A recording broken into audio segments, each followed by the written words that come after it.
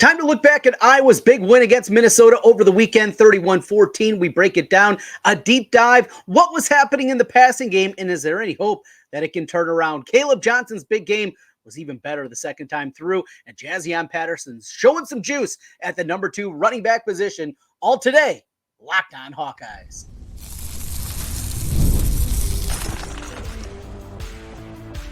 You are Locked On Hawkeyes, your daily podcast on the Iowa Hawkeyes. Part of the Locked On Podcast Network, your team every day. Hey, welcome in. I'm Trent Condon, and this is the Locked On Hawkeyes podcast. Thanks for making Locked On Hawkeyes your first listen every day. We're available wherever you find podcasts. You can also watch us on YouTube. While you're there, hit that subscribe button. If you're listening on the podcast side, 5-star review helps us get in front of more Hawkeye fans. Today's episode is brought to you by Game Time.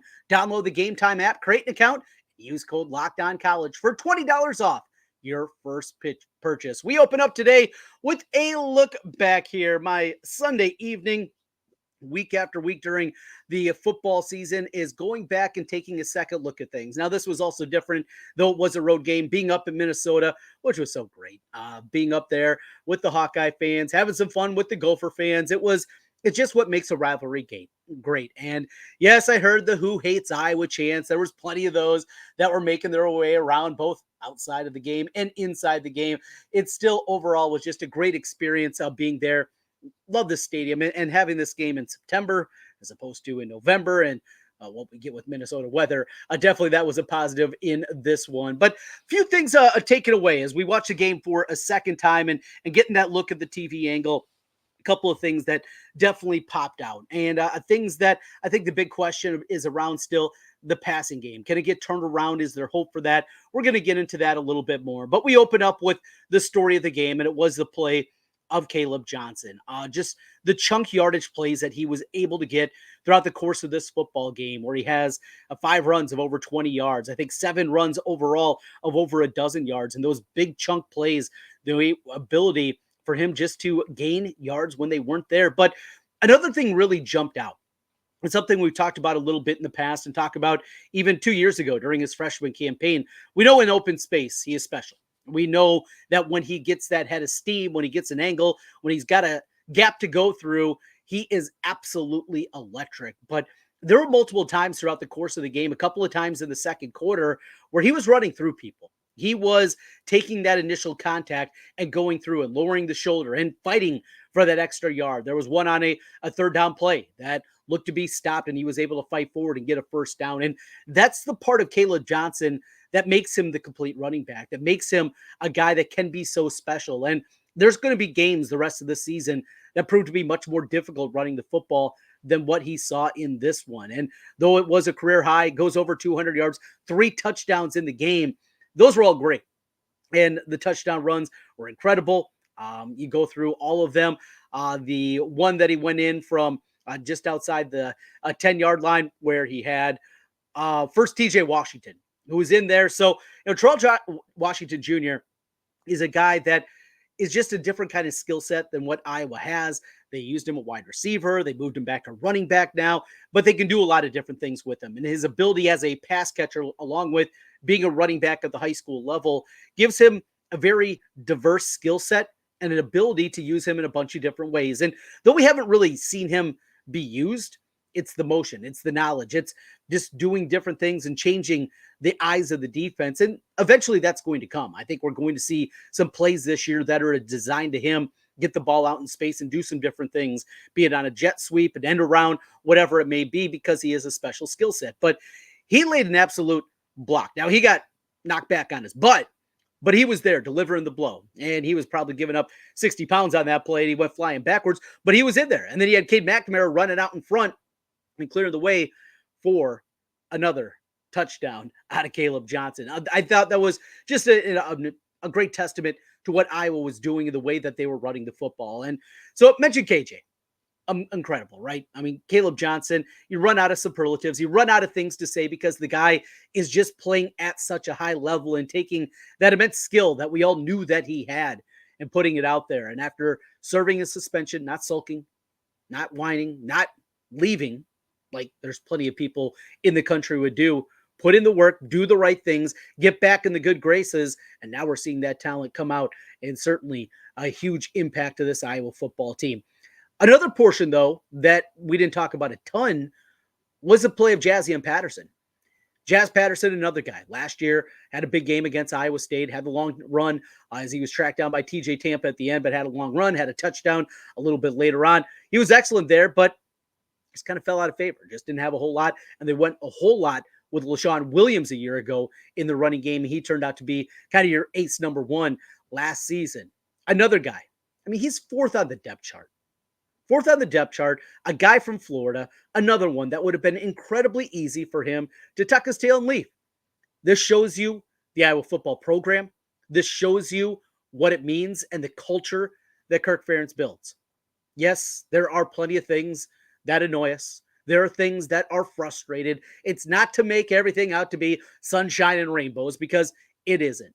But when you build that kind of culture and you're able to keep those kind of players around and happy, credit to Liddell Betts, the running back coach, keeping these guys engaged, keeping them in there and doing it with really 5 guys that probably feel like they should be getting touches. And you take a guy from a year ago that was your starter, that you don't win the Wisconsin game without LaShawn, who is banged up right now. Kamari Moulton doesn't play, though he traveled with the team, concussion protocol that he was going through a week ago. I mean, you have all these different games. We mentioned TJ Washington, another one, probably feels like he should be out there a little bit more. And yet here they are doing the things. Kaleb Johnson afterwards talking about his offensive line and doing that week after week after week, giving credit to the big guys up front. That's what you need to do as a running back, and that is certainly playing out. So we have all these things kind of coming together, but have to give credit to Jaziun Patterson and what he was able to do. And he was just a step away from a couple. Look, he doesn't got the same speed that Kaleb Johnson does in the open space. He's not that kind of running back, but boy, he runs hard. He runs tough. He's a violent runner of the football. And you put that battering ram back there with Kaleb Johnson, you can run the ball 39 times between the two. Speaking of that, how about this number? Just one negative run play out of your top 2 running backs. Just one that went backwards. How many times over the last 4, 5, 6 years have we seen Iowa in a 2nd and 12? What have we seen Iowa 3rd and 11? Too many times. Just too many times that you're already starting up behind the sticks. This offense is not fixed. This offense hasn't figured it all out. There's still work to be done. But when you just start at that, we are not going backwards. It seems simple, not always the case. To be able to do that says both about the running game and, of course, the offensive lineman that I thought played really, really well. A couple other news and notes and a couple other plays that I want to get into here and talk a little bit more. Defensively, we didn't talk a ton in the instant reaction Saturday night about Deshaun Lee and what we saw from him going out there for TJ Hall. I was a little bit surprised seeing the snap count from Pro Football Focus that TJ Hall wasn't out there at all, but made the mistakes in the game against Troy, gave up 1, 2 touchdowns, depending on who you talk to. There's some people that say that that was supposed to be Quinn Schulte on the second one. Regardless, he made mistakes, and he's made a few mistakes out there. And this, again, shows you that culture. Deshaun Lee lost a job in August camp. He was a guy that started half the season for them a year ago, a guy that was put in an incredibly difficult spot. Jamari Harris was suspended the first 2 games a year ago. What does he do? He steps in there, and I thought acquitted himself really well last year as a freshman. He loses the starting gig this year. Doesn't sulk, does the work, and he's out there as a starter once again. He was the guy that stepped in for Cooper DeJean a year ago. He's the guy that stepped in for Jamari Harris at the beginning of the season. He has been there, and now he has stepped in for TJ Hall, and he played, I thought, at a really high level. Gave up a pass out there. That's going to happen. It was a well-caught ball also from the Minnesota kid that came down with that one. But overall, I thought he was really solid out there. One of the top tacklers on the team with 8 in the football game. Good to see Deshaun Lee out there. After the game, I thought it was awesome sticking around, watching them go over and get Floyd, the best rivalry trophy in college football, and it's not close. But the team, not the mad dash that you see where as soon as the clock hits zeros or the final horn goes off or even the clock's running out, they see everybody just sprinting over on their own going, no, not Iowa. They all got together. They swarmed together, went over there, and then the last 15, 20 yards, there was a mad rush over to get Floyd and get him up there. But to see Y.A. Black be one of the first guys there, a Minnesota native, a guy that this game obviously meant a ton to him. In the locker room afterwards, seeing the phone call to Cooper DeJean, that was really cool. Got some more news and notes here, and the big question that still remains, can this passing game be fixed? We're going to get into that. Got some more notes from the game, and a look at Iowa's statistical profile, some numbers that might surprise you with this Iowa football team as we sit here a third of the way through the season. Yeah, a third of the way. Man, it goes fast, but here we are. We'll talk about that as we continue. This is Locked On Hawkeyes. Today's episode of the Locked On Hawkeyes podcast is brought to you by FanDuel. Hey, NFL fans, you can start the season with a big return on FanDuel, America's #1 sportsbook. When you get a hunch in the middle of a game, you can check out the latest stats, view live play-by-play, and so much more on the same page where you place your bets. It's an incredible tool to use. If you love live betting, FanDuel has you covered. You'll get started with $200 in bonus bets guaranteed when you place your first $5 bet. That's right, $200 in bonus bets guaranteed when you place your first $5 bet. Iowa this week is off, so we don't have any Hawkeye lines to take a look at this week at FanDuel, but they got you covered. The lines are already out for week 4 of the NFL starting Thursday night with the Cowboys going to the Giants. Dallas favored by 4.5. You're a Bears fan like me. Sorry. The Bears are favored by a field goal against that banged up Rams team. Maybe the surprise of the NFL, the Minnesota Vikings, are your flavor. They go to Green Bay this week. The Packers, a 2.5-point favorite in that one. They got you covered with that and a whole lot more over at FanDuel. Again, $200 in bonus bets guaranteed when you place your first $5 bet. That's FanDuel.com. FanDuel.com to download America's #1 sportsbook. Trent Condon back with you once again on the Locked On Hawkeyes podcast. Thanks for making Locked On Hawkeyes your first listen every day. So making our way through some news and notes after our second watch of the Iowa football game. This is what we do in the Monday reaction show. Take a second look at things, see what pop out. A few other notes that I want to get into in this one. A couple of statistical numbers I thought were interesting. We're going to take a look at the overall stats for this Iowa, including, I think, some surprises there, and also a sense of optimism about what this team still can accomplish this season. 7 of 15 against Minnesota on third downs, coupled with 3 touchdowns and 3 red zone trips. That is something that is winning numbers for Iowa. Brendan Sullivan has been great in that role. It's added an extra element to what they're doing inside, really the 10-yard line that they've been using this almost exclusively. When they get to that area, the goal-to-go situation, Iowa's been so much better. Now 5 for 5, 4 touchdowns, not just scoring touchdowns in the red zone, something that the predecessor struggled with mightily over his last couple of years. Those red zone scoring chances had not been the case here for Iowa. They've been really good in that one. A question still remains. And though we saw 2 weeks ago in the victory against Troy, that defensive line really step up. Brian Allen was outstanding in that football game. You saw Max Llewellyn do some good things along with Ethan Hurkett.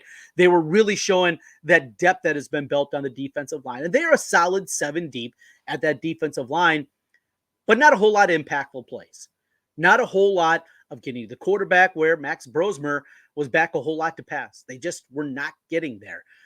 Because of that, I'd like to see Brian Allen a little bit more. We'll have the numbers tomorrow from Pro Football Focus and take a deeper look at some of those numbers. I believe off the top of my head, 21 was the number of snaps that he had in the game, if memory serves. So that's a guy that definitely needs to be out there a little bit more. Another question, defensive line still needs to continue to get better, not against the run, but really getting to the quarterback and even teams that are getting it out quickly. You have to be more impactful, get your hands up more deflections, those kind of things are going to go a long way for this defense, going from where it is right now, very good, and getting back to that upper level and the elite level of college football. Kaleb Brown, just 1 snap in the football game. Wasn't a wide receiver game. This was a running game. We saw that. And as Iowa pulled away, you can anticipate that. We just need to see him out there more. We just have to see Kaleb Brown. He is too dynamic. We saw that last season when he had Deacon Hill as his quarterback or the final couple of games of the year. Need to find a way to get him more involved. He's just too talented. And Iowa does not have the depth at the wide receiver group that he's only out there playing 1 snap. You had Dayton Howard out there. He played a bunch of snaps in the game. We saw Jarrett Bowie out there.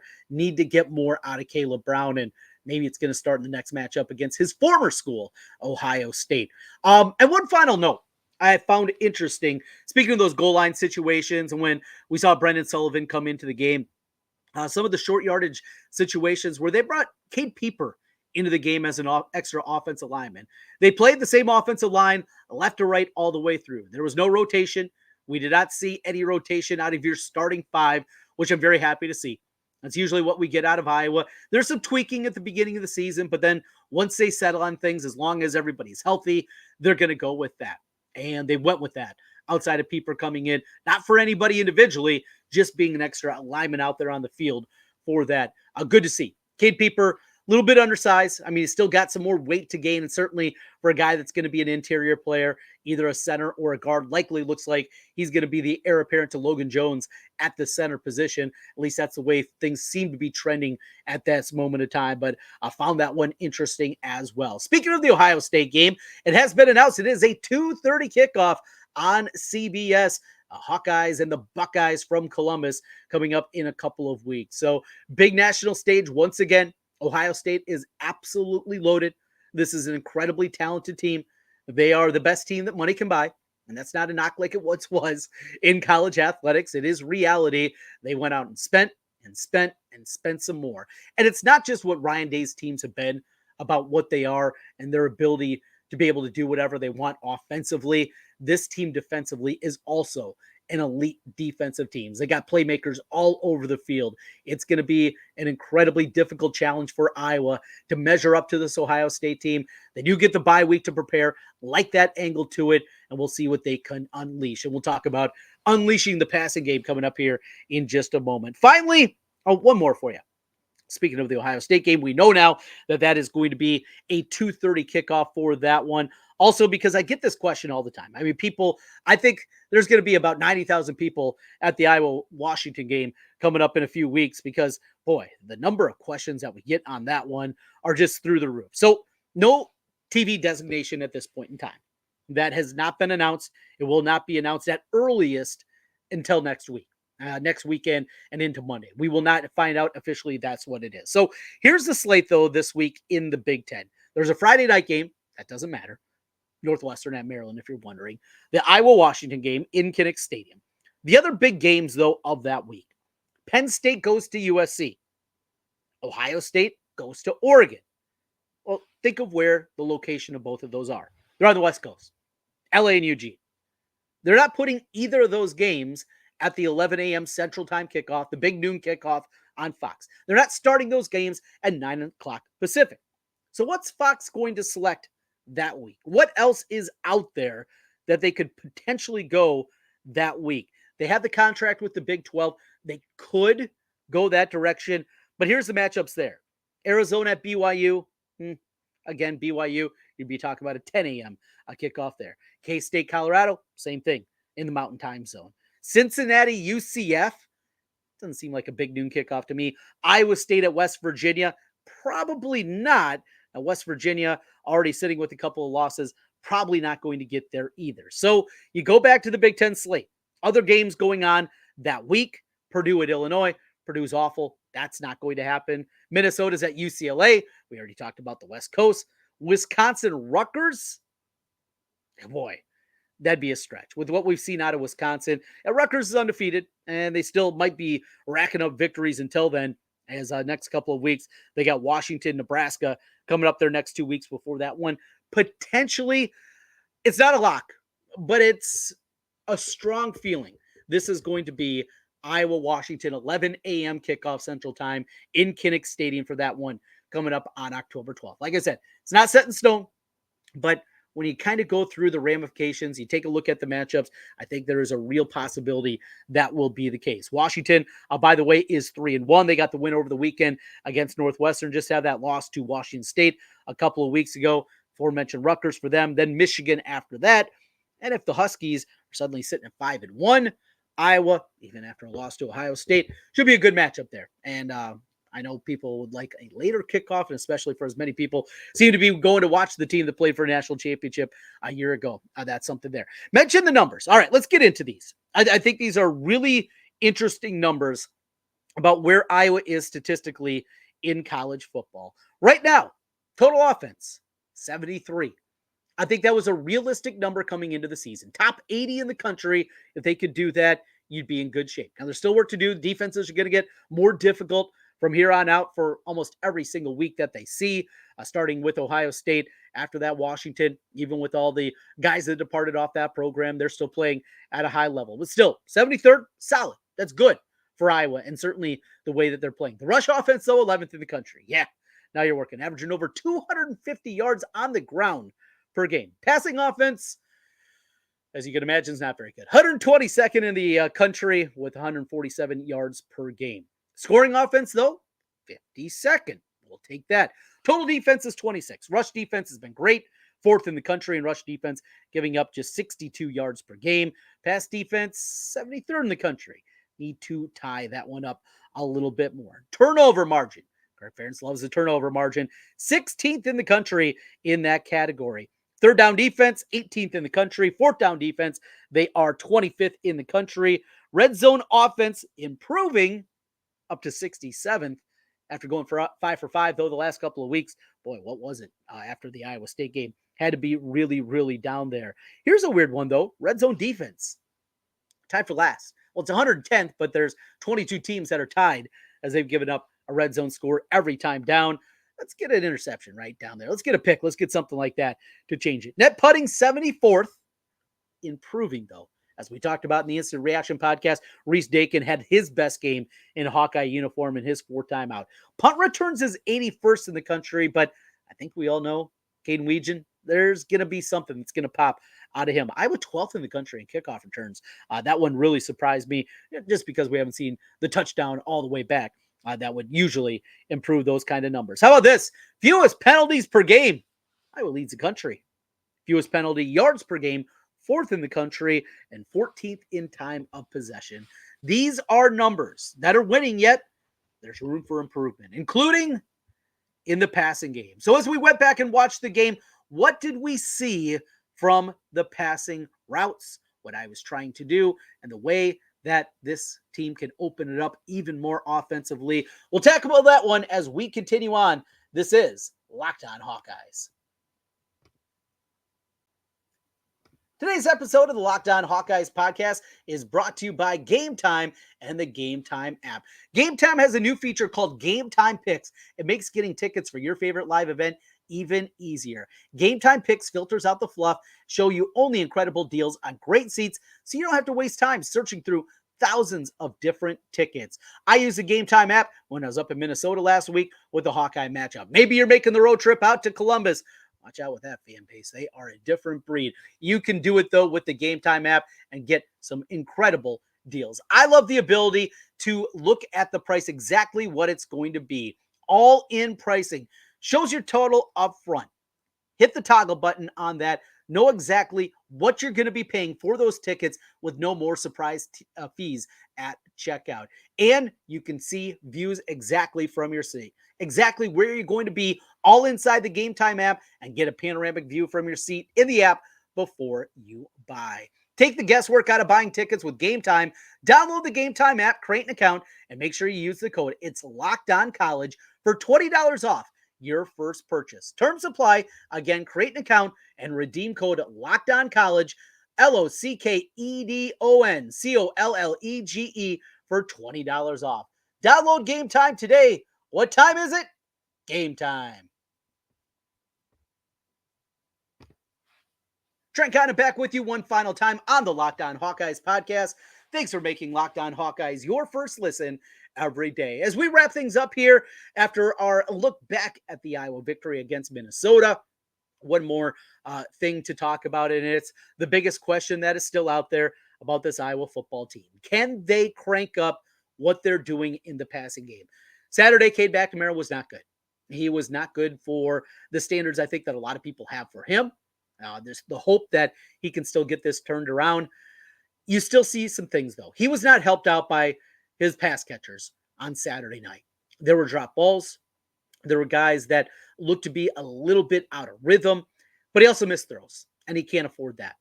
He still has to be able to go through them. But one thing I wanted to look at, and it's difficult. We don't get the all-22 film. At least I don't. If you do, You got a link, pass it along to me. You got a hookup. I would love to be able to go through the all 22 and see what we're seeing at that angle. But without it, what you do see, though, is there are guys that are going up the field. This is not that everything is just so condensed forward that there's no shots to be taken down the field. The problem is they're covered up. And then going back and watching Minnesota, they kept their safeties incredibly deep. And you would figure in a game where you're getting gashed on the ground as the Hawkeyes were doing to the Gophers, that you were going to see those safeties creep up a whole lot more. We didn't see 8-man boxes. We didn't see a lot of 7-man boxes out there. And even as Iowa played a ton with 2 tight ends, that was one thing that was very surprising. Kaleb Johnson was able to do it. I think also a reason for that is they wanted those safeties to have the ability to try to cut down on Kaleb Johnson and at least get an angle. But as we saw, Kaleb Johnson, your angle doesn't matter. And if you don't have the right one, you're going to be in trouble against number 2. So they were taking away some of the deep opportunities that were there. I did see a few instances of guys that were going up the field, a couple of seam routes, a couple of plays to Vander Zee up the sideline. So it's not that they're completely out of the route tree.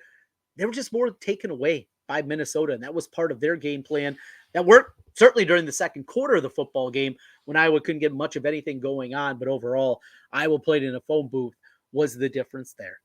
I maintain the one thing, everydayers, I've said it.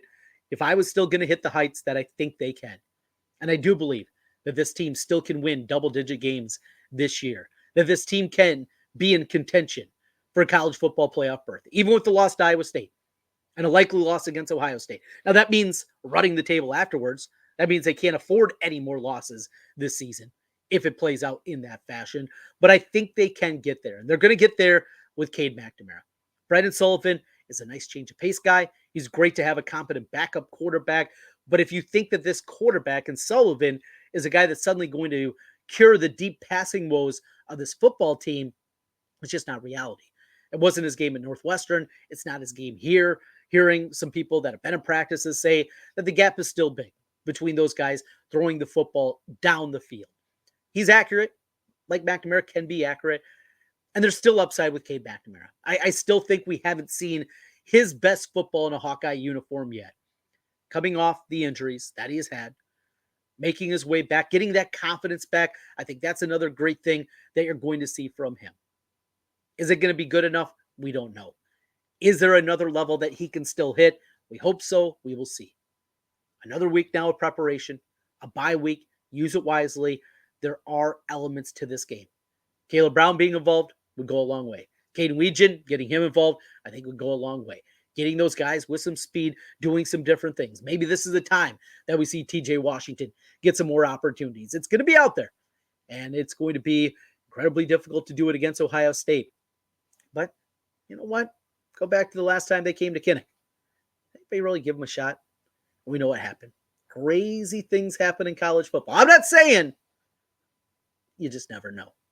Thanks for being with us here on Locked On Hawkeyes and making Locked On Hawkeyes your first listen every day. For your second listen, make sure you find Locked On College Football. From NIL deals to the never-ending conference realignment rumors, Gonzaga, new Pac-12, well, we'll see. Spencer McLaughlin gets you ready for an exciting season on the gridiron. You can find Locked On College Football on YouTube and wherever you listen to podcasts. We'll be back with you tomorrow as we will take a look at the numbers from Pro Football Focus, get one more final look at the matchup against Minnesota, and then we got some hoops to get into. Basketball season is right around the corner. Some good stuff going on there. The announcement, and we had the press conference last week over in the Quad Cities. 3 neutral court games for the Iowa men's basketball team, women's basketball. We'll start to preview a little wrestling, take a look around the other fall sports. We got all kinds of things to get into. Caitlin Clark facing elimination coming up on Wednesday night with her Indiana Fever.